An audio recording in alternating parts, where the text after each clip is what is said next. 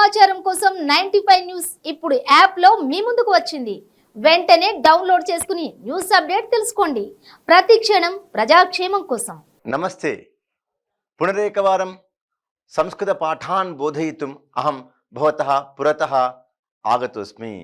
తిరిగి సంస్కృత పాఠాలను బోధించడానికి కొరకు అహం భవతాం పురతః ఆగతోస్మి. నేను ముందుకు రావడం జరిగింది.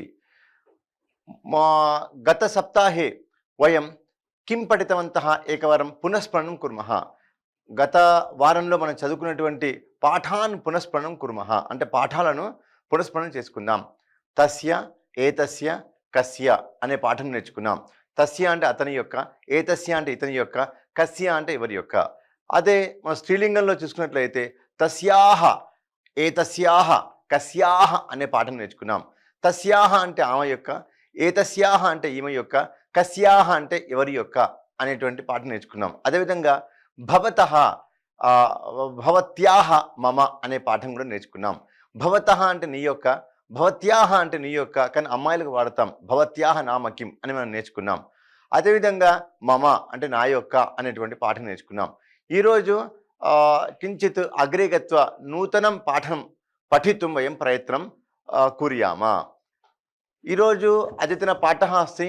అత్ర వయం పశ్యామः కానిచన వాక్యాన్ని లిఖితాన్ని సంతి. ఇక్కడ కొన్ని వాక్యాలు రచించబడి ఉన్నాయి.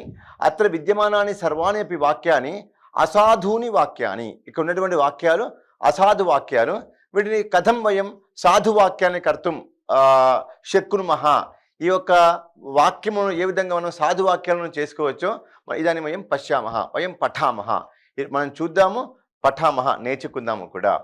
అత్ర వయం పశ్యామः దశరథः పుత్రः రామः. ఏతత్ అసాధువాక్యం అస్తి. దశరథः పుత్రः రామः. మరి సాధువాక్యం కిమస్తి? దశరథः దశరథస్య అవుతుంది. దశరథస్య పుత్రः రామः అంటే దశరథుని యొక్క పుత్రుడు రాముడు. ఈ విధంగా మనము అసాధు వాక్యాన్ని సాధువాక్యంగా మనం సంస్కృతంలో చేసుకోవాలి. ఇక్కడ సంస్కృతంలో దశరథः అంటే దశరథస్య, దశరథः అంటే దశరథుడు అని అర్థం. అదేవిధంగా దశరథస్య అంటే దశరథుని యొక్క, రామః అంటే రాముడు, రామస్య అంటే రాముని యొక్క, కృష్ణ అంటే కృష్ణుడు, అదే కృష్ణస్య అంటే కృష్ణుని యొక్క. ఇవి ఈ పాఠాలు ఈరోజు మనము వాక్య సహితంగా వయం పఠామః. ఈరోజు మనం నేర్చుకుందాం. దశరథः పుత్రः రామः అసాధు వాక్యం. దశరథస్య పుత్రः రామः అంటే దశరథుని యొక్క కొడుకు రాముడు, సాధు వాక్యం. అదేవిధంగా శివः పుత్రः గణేశः అసాధు వాక్యం. సాధువాక్యం కిం? శివస్య పుత్రః గణేశः అంటే శివుని యొక్క పుత్రుడు గణేశుడు అని సాధువాక్యం. అదేవిధంగా బిందుసారः పుత్రः అశోకः అసాధువాక్యం. బిందుసారస్య పుత్రः అశోకः అంటే బిందుసారుని యొక్క కొడుకు అశోకుడు అని సాధువాక్యం. అదేవిధంగా వసుదేవः పుత్రः కృష్ణः అన్నాం. వసుదేవ అసాధువాక్యం. వసుదేవస్య పుత్రः కృష్ణః అంటే వసుదేవుని యొక్క కొడుకు కృష్ణుడు. అదేవిధంగా రామః పుత్రః లవః అసాధువాక్యం.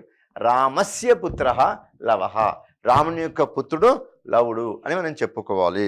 అదేవిధంగా భీమః పుత్రః ఘటోత్కచః అని అసాధువాక్యం ఉంది. దీన్ని మనం సాధువాక్యం ఈ విధంగా చెప్పుకోవాలి.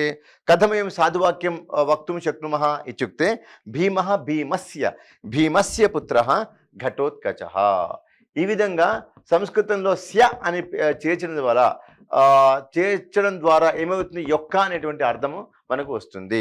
పూర్వేకవారం అహం సర్వాణి అపి సాధువాక్యాన్ని శ్రావయామి వయం సావధాన చిత్తేన శృణ్మః. మరొకసారి సాధువాక్యాలు చెప్తాను.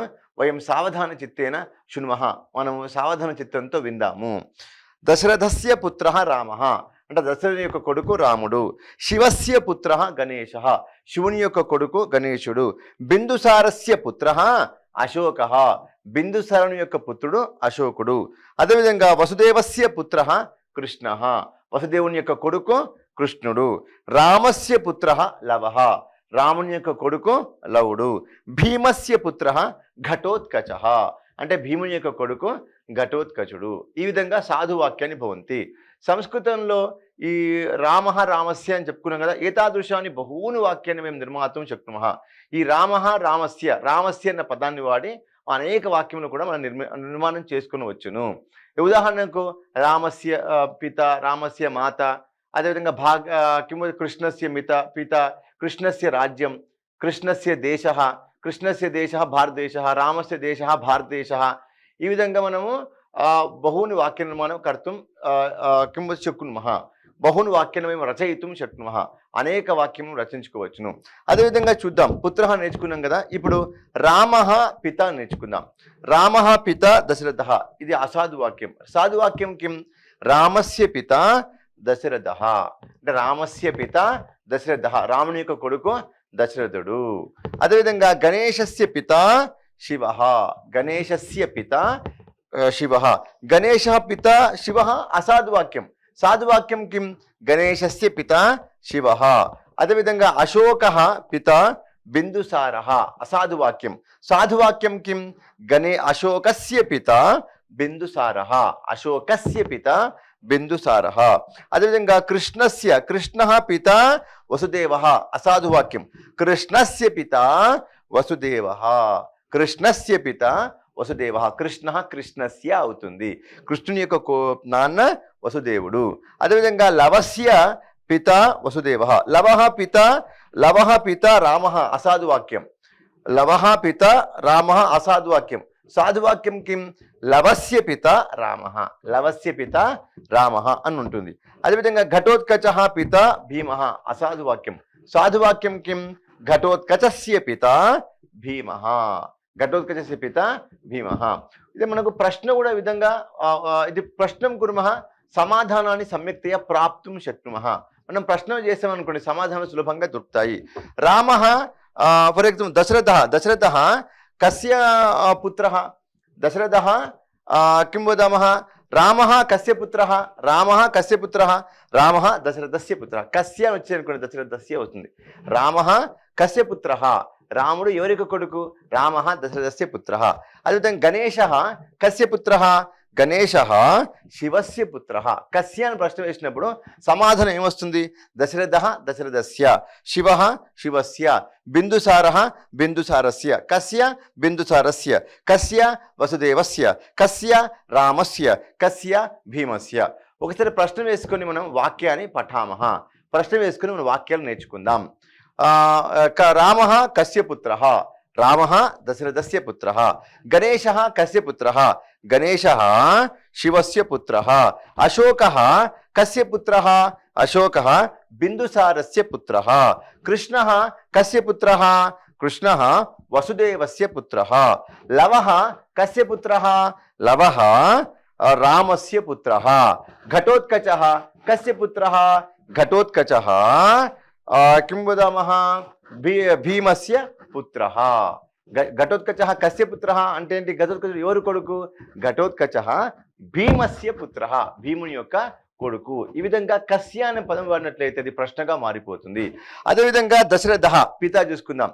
దశరథ కస్య పిత? చూడండి ఎంత బాగుంది. సులభ రూపేణ వయం సంస్కృతేన ప్రశ్నాన్ కుర్వంతః సమాధానం ప్రాప్తుం శక్నుమః. సులభంగా మన సంస్కృతంలో ప్రశ్న వేసుకుంటూ ఉత్తమ సమాధానాన్ని మనం పొందవచ్చును. చూడండి, దశరథ పిత రామ అనుకున్నాం కదా. విధంగా కస్య పిత? దశరథ కస్య పిత? దశరథ రామస్య పిత. అదేవిధంగా శివ కస్య పిత? శివ గణేశస్య పిత. అదేవిధంగా బిందుసార కస్య పిత? బిందుసార అశోకస్య పిత. బిందుసారుడు ఎవరికి కొడుకు? బిందుసార అశోకస్య పిత, అంటే అశోకుని యొక్క నాన్న. బిందుసారుడు అశోకుని యొక్క నాన్న అని చెప్పుకుందాం. అదేవిధంగా వసుదేవ కస్య పిత? వసుదేవుడు ఎవరి యొక్క నాన్న? వసుదేవ కృష్ణస్య పిత. వసుదేవుడు కృష్ణుని యొక్క నాన్న. అదేవిధంగా రామ కస్య పిత? రామ కస్య పిత? రాముడు ఎవరి కొడుకు? రామ లవస్య పిత. రాముడు లవని యొక్క కొడుకు. అదేవిధంగా భీమ కస్య పిత? భీముడు ఎవరి యొక్క కొడుకు? భీమ ఘటోత్కచ ఎవరి యొక్క నాన్న? భీముడు ఎవరి యొక్క నాన్న అంటే భీమ ఘటోత్కచస్య పిత. భీముడు ఘటోత్కచ యొక్క పిత. పూర్వైకవారం ఏతం పాఠం ప్రశ్నం కృత్వా వయం సమాధానాన్ని ప్రాప్నుమః. పూర్వైకవారం వదామి వయం సావధాన చిత్తేన శ్రద్ధయా శ్రోతుం ప్రయత్నం కుర్యామ. శ్రద్ధగా వినికి ప్రయత్నం చేద్దాం. ప్రశ్న వేస్తాను, సమాధానం కూడా చెప్తాను. వయం పరిశీలయామః. ఇక్కడ దశరథ పిత అనేది మనం నేర్చుకుందాం. దశరథ పిత, దశరథ పిత, దశరథ కస్య పిత, దశరథ రామస్య పిత. అదేవిధంగా శివ కస్య పిత, శివ గణేశస్య పిత. అదేవిధంగా బిందుసార కస్య పిత, బిందుసార అశోకస్య పిత. అదేవిధంగా వసుదేవ కస్య పిత, వసుదేవ కృష్ణస్య పిత. రామ కస్య పిత, రామ లవస్య పిత. భీమ కస్య పిత, భీమ ఘటోత్కచస్య పిత. మీనింగ్ ఏంది? దశరథుడు ఎవరి యొక్క నాన్న అంటే దశరథుడు రాముని యొక్క నాన్న. అది సంస్కృతంలో దశరథ కిం వదామः రామస్య పిత. కస్య పిత? దశరథ. దశరథ రామస్య పిత అంటే రాముని యొక్క తండ్రి. ఈ విధంగా ఈ శబ్దాలు ఉంటాయి. అంటే రామ రామస్య, కృష్ణ కృష్ణస్య, శివ శివస్య. ఇక్కడ దశరథ దశరథస్య అవుతుంది, శివ శివస్య అవుతుంది. బిందుసార బిందుసారస్య పుత్ర, వసుదేవ వసుదేవస్య, రామ రామస్య, భీమ భీమస్య. అదేవిధంగా రామ రామస్య, గణేశ గణేశస్య, అదే అశోక అశోకస్య, కృష్ణ కృష్ణస్య, లవ లవస్య, ఘటోత్కచ ఘటోత్కచస్య. ఈ విధంగా సంస్కృతంలో మనం తెలుగులో యొక్క అనే దాన్ని సంస్కృతంలోకి ఎలా అనువాదం చేసుకుంటాము? రామ రామస్య, కృష్ణ కృష్ణస్య, జనక జనకస్య. ఈ విధంగా మనకు వాక్య నిర్మాణం అవుతుందన్నమాట. ఇది ఇదాनीं పునః एकवारं నూతనం వయం పాఠం పఠామः. వయం సామాన్యాని అపి దైనందిన లోకే విద్యమానాని పదాన్ని స్వీకృత్య అపి వాక్యాన్ని నిర్మాతం శక్నుమః. నిత్య జీవితంలో ఉన్నటువంటి పదాలను కూడా తీసుకొని మనం సంస్కృతంలో ఈ విధంగా వాక్య నిర్మాణము చేసుకునవచ్చును. ఉదాహరణార్థం ఫర్ కిం వదామः వయం పశ్యామः. నూతన వాక్యం కిం ప్రయత్నం కుర్మः. రామస్య, రామస్య నగరం, రామస్య దేశः, కృష్ణస్య నగరం, కృష్ణస్య దేశः. एवमेव तत्र रामः कृष्णः गोविन्दः वेङ्कटेशः, वेङ्कटेशस्य देशः, वेङ्कटेशस्य राज्यं, वेङ्कटेशस्य मन्दिरं, वेङ्कटेशस्य मन्दिरं तिरुपतौ अस्ति, तिरुपति नगरे अस्ति. అంటే వెంకటేశ్వరుని యొక్క మందిరం తిరుపతి నగరంలో ఉన్నది. విధంగా వాక్యాన్ని మేము నిర్మాతం శక్నుమః. వెంకటేశ వెంకటేశస్య, రామ రామస్య, కృష్ణ కృష్ణస్య, శంకర శంకరస్య, దేవ దేవస్య. ఈ విధంగా మనకు వాక్య రాజేంద్ర రాజేంద్రస్య, ప్రసాద ప్రసాదస్య, ప్రసాదస్య పిత అన్యత్ర అస్తి, ప్రసాదస్య పిత అన్యత్ర అస్తి. అంటే ప్రసాద్ యొక్క నాన్న వేరే చోట ఉన్నాడు. రాజేంద్రస్య పిత, కవీంద్రస్య పిత, కవీంద్రస్య పిత లక్ష్మీనాథాచార్య. అంటే కవీంద్రుని యొక్క నాన్న ఎవరు? కవీంద్రస్య పిత లక్ష్మీనాథాచార్య. లక్ష్మీనాథాచార్య కస్య పిత? లక్ష్మీనాథాచార్య కవీంద్రస్య పిత, కవీంద్రుని యొక్క నాన్న. ఈ విధంగా మనం వాక్య నిర్మాణం బహు నిర్మాతం శక్నుమః. రాజేంద్రస్య మాత రాఘవః, రాజేంద్రస్య పిత, రాజేంద్రస్య పిత రాఘవః. రాఘవః కస్య పిత? రాఘవః రాజేంద్రస్య పిత. ఈ విధంగా కవీంద్ర కవీంద్రస్య, రాజేంద్ర రాజేంద్రస్య, శంకర శంకరస్య, ఆచార్య ఆచార్యస్య. అదేవిధంగా గణిత శాస్త్రం, గణిత శాస్త్రస్య అని వస్తుంది. గణిత శాస్త్రస్య, రామ రామస్య. ఈ విధంగా ఇస్య అని పెట్టడం ద్వారా యొక్క అనేటువంటి అర్థం వస్తుంది. పూర్వవేక ఈ యొక్క వాక్యములు మనం తరువాత బహూన్ అన్యాన్ని అనంతరం ఏం పఠామా. ఇదాన్ని నూతనం పాఠం వయం పశ్యామः. మనం చెప్పుకున్నాం రామ రామస్య అని. ఇప్పుడు అదే స్త్రీలింగంలో ఎలా వస్తుందో చూద్దాం మనము. ఇక్కడ పశ్యామः సీత సీతాయాః. సీత ఏమవుతుంది? సీతాయాః. అత్ర సర్వాణి అపి అసాధు వాక్యాన్ని సంతి, సాధు వాక్యాన్ని వయం పఠామः. సీత ఏమవుతుందంటే సీతాయాః అవుతుంది. సత్యభామ ఏమవుతుంది? సత్యభామాయాః అవుతుంది. సుభద్ర సుభద్రాయాః అవుతుంది. అంటే సుభద్ర యొక్క అని అర్థం. ఇక్కడ సీత అంటే సీతాయాః అంటే సీత యొక్క, సత్యభామ అంటే సత్యభామాయాః అంటే సత్యభామ యొక్క, సుభద్ర సుభద్రాయాః. సుభద్ర అంటే సుభద్ర, అక్కడ సుభద్రాయాః అంటే సుభద్ర యొక్క. పార్వతి ఉందనుకోండి, పార్వత్యాః అవుతుంది. పార్వతీ పార్వత్యాః, పార్వతీ పార్వత్యాః అని అవుతుంది. సరస్వతి సరస్వత్యాః, సరస్వతి సరస్వత్యాః అని అవుతుంది. అదేవిధంగా అరుంధతి అరుంధత్యాః. దాన్ని వాక్య నిర్మాణం వయం పశ్యామः. సీత పితః రామः. అసాధువాక్యం. సాధువాక్యం కిం? సీతాయాः క్షమ్యతాం, సీతాయాः పతిः, సీతాయాः పతిः రామः, సీతాయాः పతిः రామः. అత్ర వయం కించిత్ పరిశీలయేమ. సీతాయాः పతిः రామः, సత్యభామాయాः పతిः కృష్ణः, సత్యభామ సత్యభామాయాः, సత్యభామాయాः పతిः కృష్ణः, సుభద్రాయాः పతిः అర్జునः, పార్వత్యాः పతిः శివః, సరస్వత్యాః పతిః బ్రహ్మదేవః, అరుంధత్యాః పతిః వశిష్ఠః. ఈ విధంగా వాక్య నిర్మాణం ఉంటుందన్నమాట. వయం సీతాయాః పతిః, సత్యభామాయాః పతిః, సుభద్రాయాః పతిః, పార్వత్యాః పతిః, సరస్వత్యాః పతిః, అరుంధత్యాః పతిః అనే వాక్య నిర్మాణం చెప్పుకోవాలి. ఈ విధంగా మనం ఇదని పశ్యామః. పత్ని ఉంది, రామస్య పత్ని సీత. రామస్య పత్ని సీత అంటే రాముని యొక్క భార్య సీత. కృష్ణస్య పత్ని సత్యభామ, కృష్ణుని యొక్క భార్య సత్యభామ.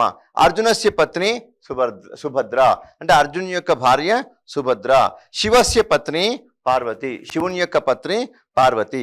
బ్రహ్మదేవస్య పత్ని సరస్వతి, బ్రహ్మదేవుని యొక్క భార్య సరస్వతి. వశిష్ఠస్య పత్ని అరుంధతి అంటే వశిష్ఠుని యొక్క భార్య అరుంధతి. ఏతాని వాక్యాన్ని వయం ప్రశ్నం కృత్వా వయం పఠితుం ప్రయత్నం కుర్మః. ప్రశ్న వేసి మనం నేర్చుకోనికే ప్రయత్నం కుర్మః. ఫర్ ఎగ్జాంపుల్, సీతాయాః పతిః రామః. సీత కస్యాః పతిః? సీత కస్యాః కిం వదామః? పతిః. సీత కస్యాః అన్నాం కదా మనము. కస్యాః అంటే ఎవరి యొక్క. రామః పతిః, రామః కస్యాః పతిః? ఇక్కడ ఇలా ప్రశ్నలో వేసుకో. రామః కస్యాః పతిః? రామః సీతాయాః పతిః, రామః సీతాయాః పతిః. కృష్ణః కస్యాః పతిః? కృష్ణః సత్యభామాయాః. కస్యాః వచ్చినప్పుడు సీతాయాః, కస్యాః సత్యభామాయాః, కస్యాః సుభద్రాయాః, కస్యాః పార్వత్యాః, కస్యాః సరస్వత్యాః, కస్యాః అరుంధత్యాః అని వస్తుంది. ఇప్పుడు మనం ప్రశ్న వేసుకుందాం. రామః కస్యాః పతిః? రామః సీతాయాః పతిః. కృష్ణః కస్యాః పతిః? కృష్ణః సుభద్రాయాః పతిః. అర్జునః కస్యాః పతిః? అర్జునః సుభద్రాయాః పతిః. శివః కస్యాః పతిః? శివః పార్వత్యాః పతిః. బ్రహ్మదేవః కస్యాః పతిః? అంటే బ్రహ్మదేవః కస్యాః పతిః అంటే ఏంది? బ్రహ్మదేవుడు ఎవరి యొక్క భర్త అంటే బ్రహ్మదేవః తత్ర సరస్వత్యాః పతిః. బ్రహ్మదేవుడు సరస్వతి యొక్క భర్త. వశిష్ఠస్య పతిః. వశిష్ఠః కస్యాః పతిః? వశిష్ఠః అరుంధత్యాః పతిః. కస్యాః అని చెప్పుకున్నది అంటే ఎవరి యొక్క. రామః కస్యాః పతిః అంటే రాముడు ఎవరి యొక్క భర్త అంటే రామః కిం వద సీతాయాః పతిః అని మనం చెప్పుకుందాం. అదేవిధంగా ఇలా మనం ఇప్పుడు ఫర్ ఎగ్జాంపుల్ సీత ఉంది. సీత కస్య పత్ని? కస్యాః అన్నప్పుడు సీతాయాః వస్తుంది. కస్య అన్నప్పుడు రామస్య. సీత కస్య పత్ని? సీత కస్య పత్ని? సీత ఎవరి యొక్క భార్య? సీత రామస్య పత్ని. అదేవిధంగా సత్యభామ కస్య పత్ని? సత్యభామ కృష్ణస్య పత్ని.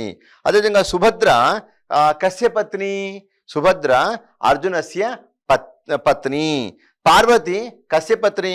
పార్వతి శివస్య పత్ని. సరస్వతి కస్య పత్ని? సరస్వతి బ్రహ్మదేవస్య పత్ని.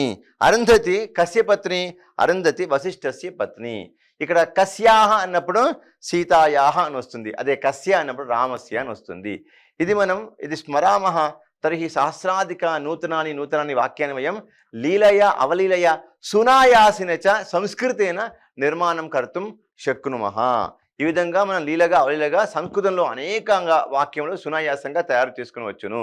సంస్కృతం యొక్క భాషాయ రచన ఏవ అత్యంత వైజ్ఞానిక రూపేణ, శాస్త్రీయ రూపేణ, వ్యాకరణ రూపేణ చ సంస్కృతం సమ్యక్తయా సంస్కృత్య అంటే సంస్కరింపబడి తత్ సంస్కృత భాషయ నిర్మాణం జాతం వర్తతే. ఈ విధంగా మనం వాక్య సహితంగా సంస్కృతం నేర్చుకున్నట్లయితే సులభంగా మనకు సంస్కృతము మాట్లాడడం వస్తుంది. వయం ప్రయత్నం కుర్యామ. ఈరోజు అత్రైవ వయం పాఠం సమాపయామः. పునః నూతన పాఠం స్వీకృత్య ఆగామిని సప్తాహే వయం మిలామः. వయం మేలిష్యామः. మళ్ళీ కలుద్దాము.